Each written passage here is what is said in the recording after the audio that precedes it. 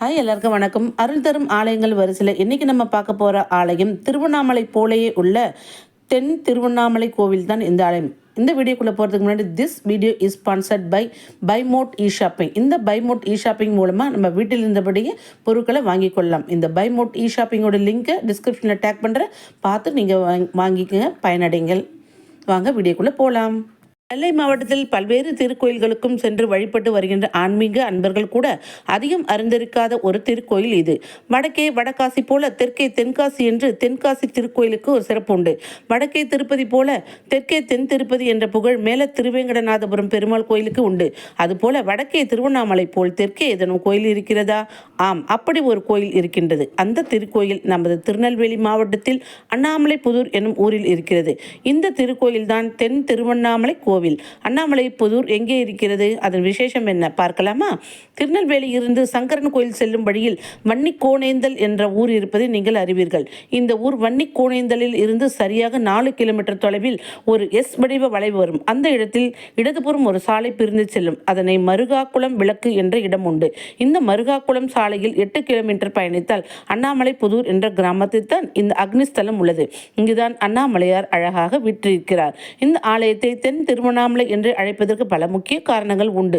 இந்த கோயில் 200 ஆண்டுகளுக்கு முன்பு திருவண்ணாமலையில் இருந்து ஒரு சித்தர் இந்த வட்டாரத்திற்கு வெள்ளையர்கள் காலத்தில் வந்திருக்கிறார். அவர் பெயர் பெரியசாமி. அவரின் சிறப்பு என்னவென்றால் ஒவ்வொரு திருக்கார்த்திகை தினத்தன்றும் தனது தலையில் துளசி மாலையை சும்மாடு போல் மடக்கி கட்டிக்கொள்வார். அதற்குள் எண்ணெய் விட்டு தீபம் எரிய விடுவார். இதை ஊரே ஒரு அதிசயமாக பார்த்தது. வெறும் தலையில் ஒரு சாமியார் தீபம் எரிய விடுகிறார் என்பது அந்நாளில் அனைவரையும் அதிசயம் கொள்ளச் செய்தது. அவர் சுற்றித் திரிந்த பணவடலி சத்திரம் பகுதியில் அப்போது கிறிஸ்துவம் வளர்ந்து கொண்டிருந்தால் அவர்களால் இந்த சித்தர் விரட்டப்பட்டு அண்ணாமலை புதூர் பகுதிக்கு வந்திருக்கிறார். அப்போது இது ஒரு ஊராக இருக்கவில்லை, மனித நாடம் மட்டுமே இல்லாத காடாக இருந்திருக்கிறது. சித்தர் பெரியசாமி இந்த இடத்திற்கு வந்தவுடன் இந்த பகுதி திருவண்ணாமலையே போல் இருக்கிறதே என்று ஆச்சரியம் கொண்டு அங்கேயே அண்ணாமலையாருக்கு சிறிய கோயில் ஒன்றை கட்டினார். அங்கே அவர் வழிபட்ட ஐம்பொன்னாள் அண்ணாமலையார் சிலை இன்னமும் கர்ப்பகிரகத்தில் மூலவர் சிலைக்கு வலப்புறத்தில் உள்ளது.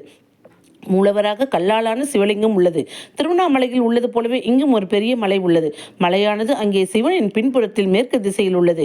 இங்கே சிவனின் முன்புறத்தில் கிழக்கு திசையில் உள்ளது. இங்குள்ள மலை மீது சப்த கன்னிமார் கோவிலும் உள்ளது. அங்கே இருப்பதை போலவே இங்கேயும் தெப்பக்குளம் இருக்கிறது.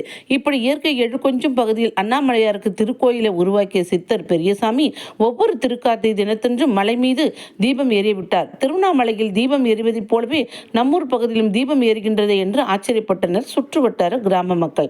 இந்த மலை அடிவாரத்தை நோக்கி மறுநாள் பகல் பொழுதில் வந்து பார்த்தால் சித்தர் பெரியசாமியோ தன் தலையில் தீபத்தை எரிவிட்டு தவக்கோலத்தில் இருப்பார். அதிசயித்த கிராம மக்கள் அவரை வழிபட துவங்கினர். கொஞ்சம் கொஞ்சமாக கோயிலை சுற்றி குடியேறவும் துவங்கினர். திருக்கார்த்திகை நாளன்று தன் தலையில் தீபமேந்திய சித்தர் அந்த தீபத்துடன் வீடு வீடாக சென்று அருளாசையும் வழங்குவார். தீபம் அணைந்து விடாமல் இருக்க ஒவ்வொரு வீட்டிலும் எண்ணெய் ஊற்றிக்கொண்டே இருப்பார்கள். கொதிக்கும் எண்ணெய் தலை வழியாக அவர் தேகமெல்லாம் வழிந்தோடும். ஆனாலும் அவருக்கு ஒன்றும் செய்யாது. அவரை வழிபட வந்த மக்கள் அவருக்கு காணிக்கையாக நவதானியங்களை வழங்குவார்கள். அவற்றை சித்தர் பெரிய குலுக்கைகளில் சேமித்து வைத்திருப்பார். அதை ஒரு குடும்பத்தினர் திருட முயன்ற போது சாமியார், நான் சுமக்கின்ற நெருப்பை நீ சுமப்பாய் என்று சாபம் கொடுத்து விட்டார். அந்த குடும்பத்தினர் வழி வழியாக இன்றும் தங்கள் தலையில் தீபம் கார்த்திகை தினத்தன்று மறுநாள் வீதி உலா வருகின்றனர். பின்னாட்களில் ஜீவ சமாதி அடைந்த பெரியசாமி சித்தரின் சமாதி கோயிலை ஒட்டியவரை அமைந்திருக்கும் மிகுந்த அருளாட்சி நிறைந்த கோவிலாக இது நம்பப்படுகிறது. ஊர் மக்கள் ஒற்றுமையாக கார்த்திகை திருவிழாவை வெகு சிறப்பாக கொண்டாடி வருகின்றனர். அந்த ஊரில் மலை மீது ஏற்றப்படும் தீபம் பல கிலோமீட்டர் அப்பால் இருந்து பார்த்தாலும் சுடர் விட்டு பிரகாசிப்பதை நாம் காண முடியும். அதே போல் தலையில் தீபம் சுமக்கும் வைபவம் ஆண்டுதோறும் நடைபெற்று வருகின்றது. இந்த திருக்கோயிலுக்கென்று ஒரு சிறிய தேரும் இருக்கின்றது. இந்த தேர் ஓடுவது கூட ஒரு திருக்கார்த்திகை நாள் அன்று நள்ளிரவில் மட்டும்தான். இவ்வளவு பழமையாக ஆன்மீக செழுமையும் கொண்ட இவ்வூரின் புகழ் இதுவரை வெளி உலகம் அறியாதது. இத்தனைக்கும் இந்த ஊரில் படித்தவர்களும் அரசு துறையில் பெரிய அதிகாரிகளும் பலர் இருந்து வருகின்றனர். ஆனாலும் இந்த கோயிலின் சிறப்பு இன்னும் பல பேருக்கு தெரியாது. இந்த ஊரின் பெருமைகளை வரலாறுகளை சொல்லும் சிறிய புத்தகம் கூட கிடையாது. திருக்கார்த்திகை தினத்தன்று திருவண்ணாமலை எப்படி ஜோதி ஜொலிக்கிறதோ அதே போல தென் திருவிழாமாகிய அண்ணாமலை புதூர் வருங்காலங்களில் ஜொலிக்க வேண்டுமென்றால் இந்த செய்தி நிறைய ஆன்மீக மெய் அன்பர்களிடம் போய் சேர வேண்டும். இது என் நண்பர் மூலமாக எனக்கு கிடைத்த செய்தியாகும். மீண்டும் மற்றொரு பதிவில் சந்திப்போம். நன்றி, வணக்கம்.